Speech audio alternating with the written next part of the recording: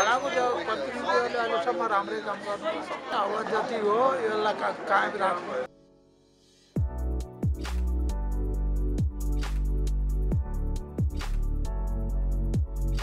वडालाई अब धन्यवाद दिन चाहन्छु। अब गरिब गुरुहरूलाई चाहिने औषधिहरू वितरण भएको सुगर र प्रेसरको।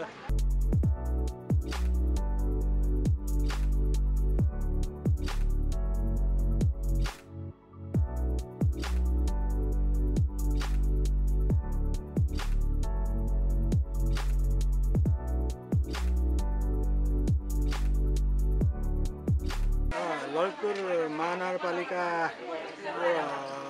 अन्तर्गतको हाम्रो जुन वडा कार्यालय 23ले जुन वितरण गर्नुभयो निःशुल्क औषधि ज्येष्ठ नागरिक बुवा आमालाई दिनुभएको छ, निकै प्रभावकारी छ, निकै लाभदायक पनि छ र स्वास्थ्यको लागि यो नभई नहुने एउटा भाइटल पक्ष जस्तो लाग्छ मलाई।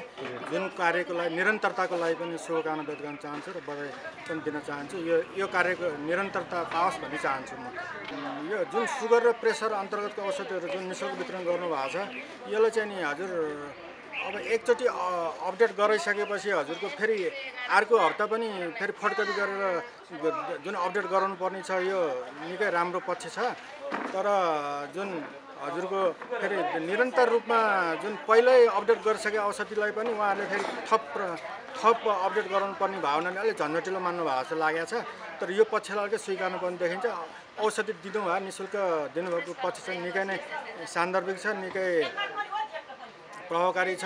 स्वास्थ्यसँग सम्बन्धित भएको हुनाले यो ज्येष्ठ बुवामाहरूको लागि एउटा कोसे ढुङ्गा साबित भएको छ। यो स्वास्थ्यको लागि यो निरन्तरता पाओस् भन्न चाहन्छु।